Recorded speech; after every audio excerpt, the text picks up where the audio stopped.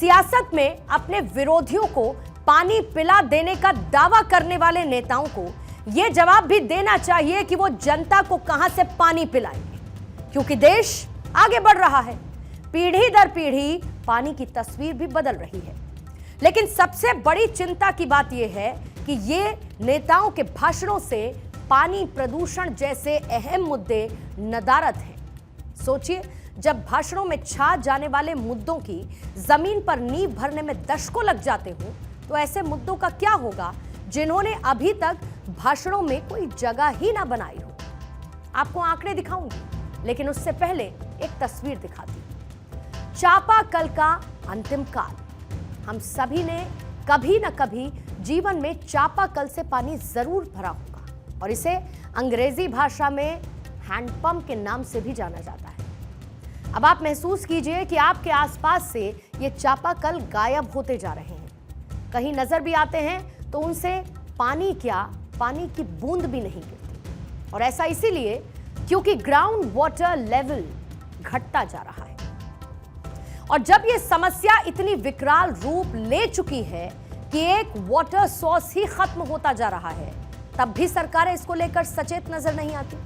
और सोचिए, ये समस्या हमारी आंखों के सामने है, हम तब भी आंखें मूंद अनजान बने हुए हैं, ये सोचकर कि कोई खतरा ही नहीं।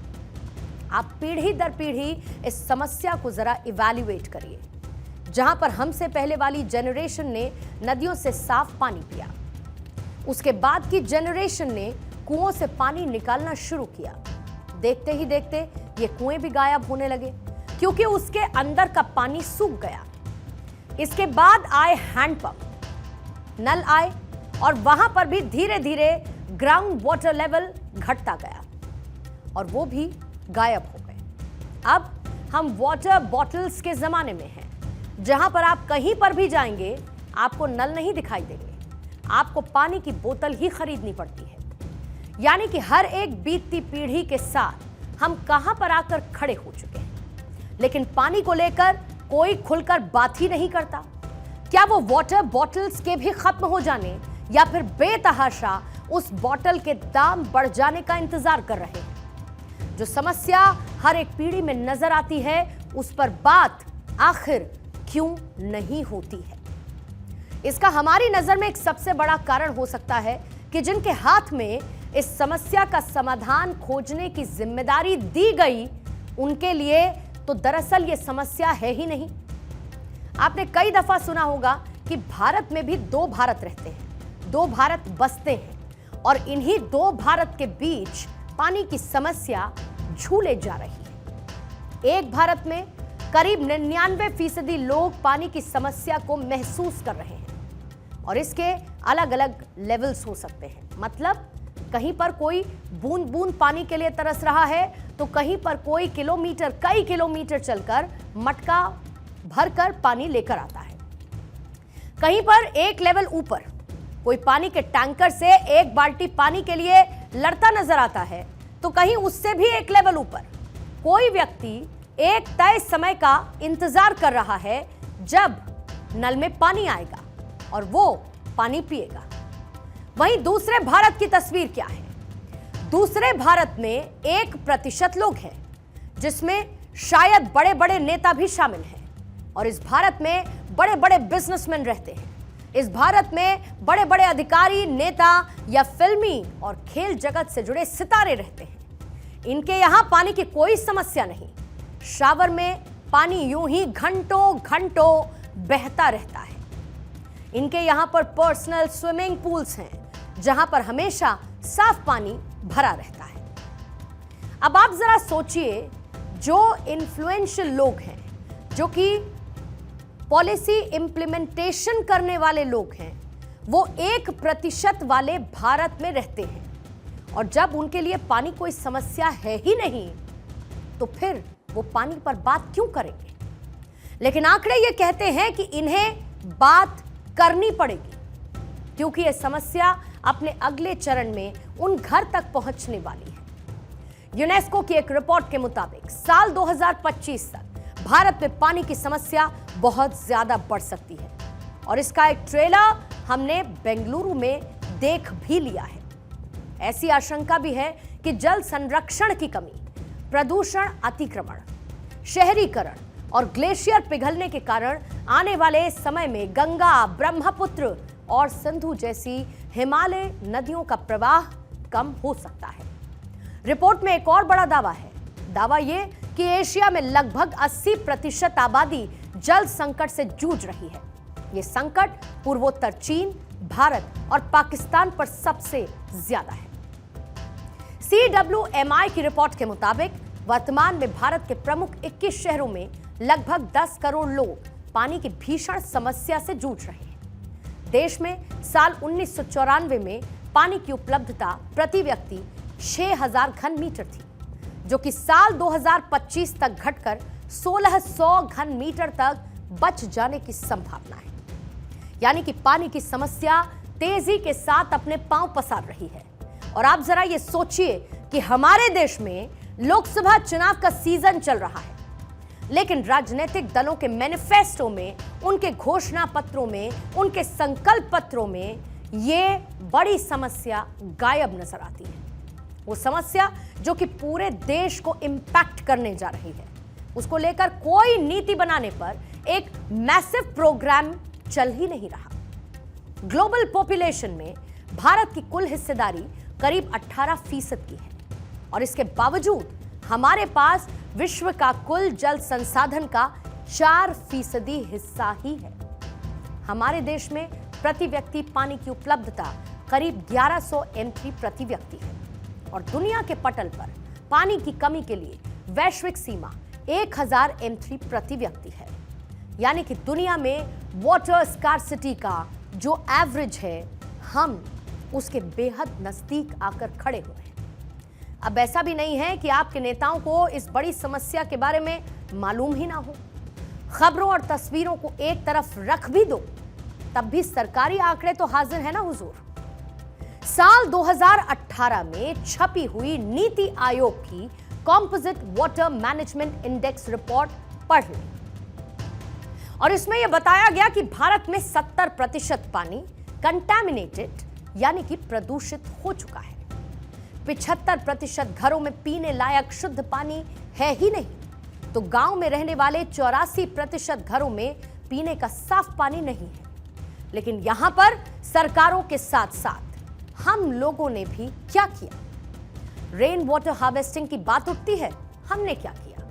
नेताओं का गिरेबा पकड़ने से पहले हम जरा अपने गिरेबा में भी झांक लें और हमको भी इसको लेकर अगर देखें कि क्या किया तो सवाल मिलेगा, सवाल का जवाब कि कुछ नहीं किया। आप जरा खुद याद करिए कि क्या आप पानी बचाने के लिए रोजाना कोई एक छोटा सा एफर्ट भी डालते हैं? क्या आपने कभी सोचा है कि मैं जब तक ब्रश कर रहा हूं या कर रही हूं तब तक उस टैप को बंद कर दूं, या फिर अगर मैं नहाने के लिए गई हुई हूं तो कैसे मैं कम पानी का इस्तेमाल कर सकती हूं? यहां पर कुछ राज्यों की तस्वीरें आपको दिखाने लायक हैं, जहां पर सरकार से लेकर समाज तक किस तरह से पानी को बचाने के लिए काम किया जा रहा है। आइए आपको तस्वीर दिखाती हूं और तस्वीर है इस मैप के जरिए। यहां पर सबसे पहले आप नंबरिंग देखिएगा और कुछ कलर डॉट्स देखिएगा।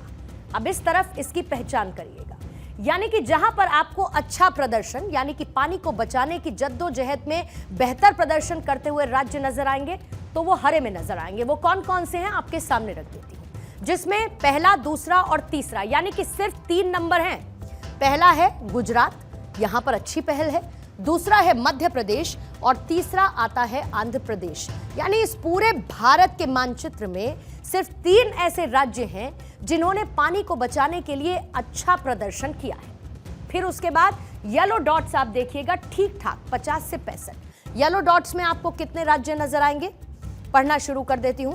3 नंबर के बाद आता है 4। अब इसमें आपको येलो डॉट्स में नजर आएगा सबसे पहले, इधर देखिए तमिलनाडु। तमिलनाडु के बाद है कर्नाटक, कर्नाटक के बाद ये 10वें नंबर पर तेलंगाना, उधर महाराष्ट्र और फिर आप ऊपर चले जाइए पंजाब और साथ ही हिमाचल प्रदेश और इधर ये आप देखेंगे 4थे नंबर पर त्रिपुरा। यानी कि येलो कलर में जो आपको मार्क्ड राज्य नजर आएंगे इनका ठीक ठाक प्रदर्शन है। अब आ जाइए खराब, और खराब बताते हुए इन राज्यों को भी खराब लगना चाहिए। जो रेड डॉट्स आपको नजर आएंगे, और उसमें उत्तर प्रदेश शामिल है। न सिर्फ उत्तर प्रदेश है बल्कि बिहार है, बिहार के साथ साथ ओडिशा इसमें शामिल है और साथ ही छत्तीसगढ़ शामिल है। इधर ऊपर आ जाती हूं, 23वें नंबर पर आपको उत्तराखंड नजर आएगा, 19वें नंबर पर आपको हरियाणा, 13वें नंबर पर आपको राजस्थान नजर आएगा, और इसके अलावा इन राज्य नीचे की तरफ केरल आप देखिए, और केरल के साथ साथ गोवा जो कि 14 नंबर पर, 14 और 15 ये आपको ओवरऑल रेड डॉट्स नजर आएंगे। और इसमें असम भी शामिल है, असम भी इसमें शामिल है, और साथ ही नागालैंड भी इसमें शामिल है, और मेघालय भी इसमें शामिल है। ये रेड डॉट्स जिनका प्रदर्शन खराब की श्रेणी में रहा है, जिन्होंने पानी को बचाने के लिए कोई कदम नहीं उठाए। अब आ जाइए आप खराब स्थिति में ग्रे शेड्स में, यानी कि लेसर देन आपको नजर आएंगे 50। ये ग्रे शेड्स भी आपको ऊपर हिमाचल प्रदेश के जरिए नजर आ जाएंगे। एक बार फिर से अब ये देखिए, तस्वीर को आप देखिए और ये समझिए कि जल संसाधनों के प्रबंधन में राज्यों का हाल किस तरीके से बेहाल नजर आया है। लेकिन सवाल तो उठता है कि आखिर क्यों?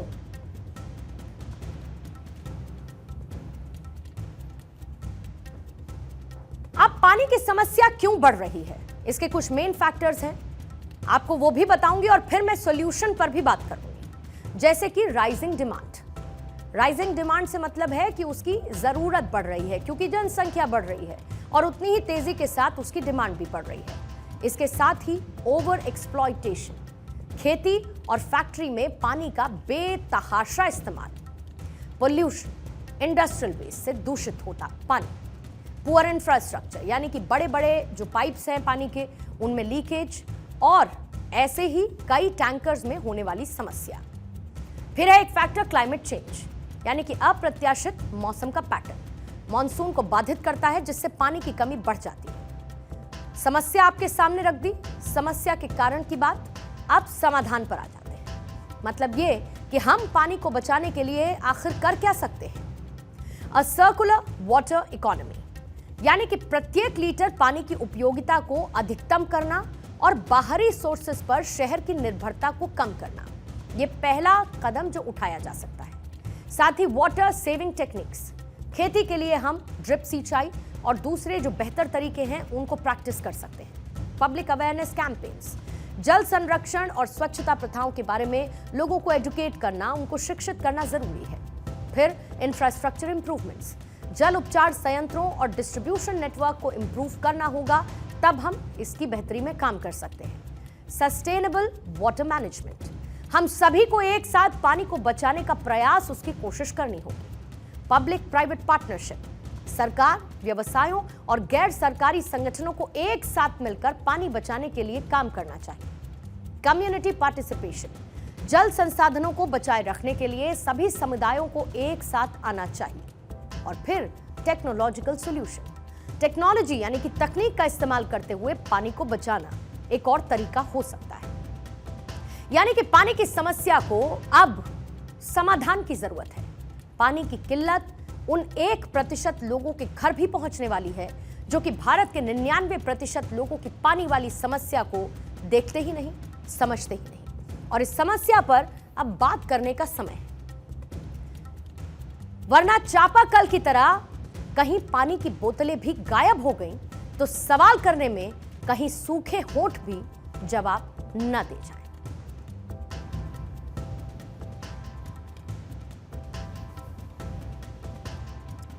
लेकिन यह कहानी यहीं पर खत्म नहीं करूंगी। इस कहानी का एक रिवीजन भी होगा, और यह रिवीजन उस फर्क को आपके सामने रखने के लिए होगा जब यह समझना होगा कि समस्या कहां तक पहुंची है और कहां नहीं पहुंची है, और इन दोनों श्रेणी में रहने वाले लोग कौन हैं। यानी कि 99% और 1%। एक भारत में दो भारत आखिर क्यों समाहित है? एक वो भारत है 1% जो कि स्विमिंग पूल का इस्तेमाल करता है, बड़े बड़े अधिकारी हैं, नेता हैं, जिनको जिम्मेदारी दी गई है हमारे लिए कुछ बेहतर करने की।